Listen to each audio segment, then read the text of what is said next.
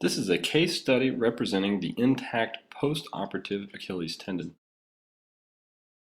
We will begin by reviewing the landmarks associated with ultrasound of the Achilles tendon.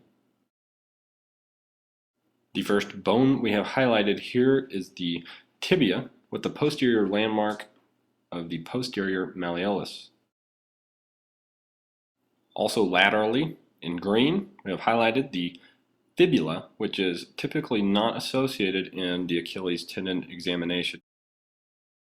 Also highlighted here in orange is the talus bone, which is also responsible for the site in evaluating most posterior joint effusion.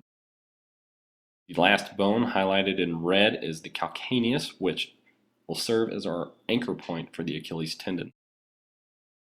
This white rim represents the viewable surface anatomy by ultrasound. Here is a superimposed CT scan at the mid-sagittal line of the posterior ankle to put into perspective our general field of view. The blue rim highlighted at the posterior calcaneus is the actual insertion of the Achilles tendon. Highlighted here in yellow represents Kager's fat pad as an unorganized collection of tissue deep to the Achilles tendon. The red indicates the soleus muscle, which is deep to the Achilles tendon and deep to the proximal Kager's fat pad. Here is a longitudinal image of the Achilles tendon inserting to the posterior calcaneus, highlighted here in white. Here we have a trace in blue representing the Achilles tendon fibrillar pattern as longitudinal linear striations. Deep to this is Kager's fat pad as an unorganized collection of soft tissue. And then proximal to Kager's fat pad is the linear and striated soleus muscle, as it also shares insertion points with the Achilles tendon near the gastrocnemius. The Achilles tendon eventually tapers to a thin fascia layer at the mid-level of the gastrocnemius medial and lateral heads.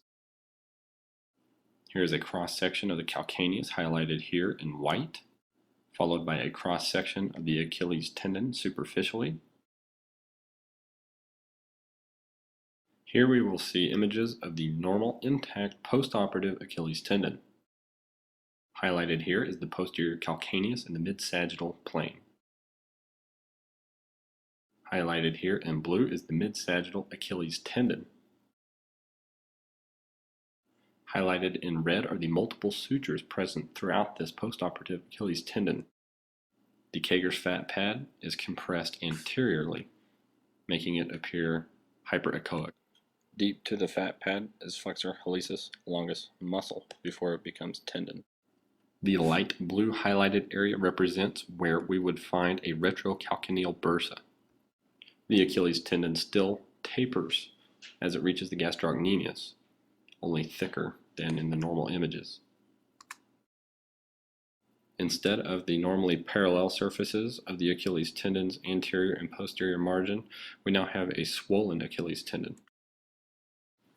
In follow-up examinations, always check for neovessel formations as therapy continues. Scanning in two planes 90 degrees from each other is always important. The transverse plane is more important due to the ability to view the entire tendon in one slice. As you scan up and down the tendon, we will see any volume loss in the transverse plane better than in the sagittal plane.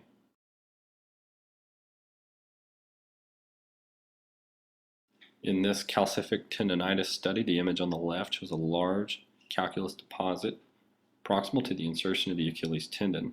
Highlighted in blue is the Achilles tendon, noted thicker on the left image than the right. As we have had no surgery, these neovessels can be considered inflammatory process and inflammation.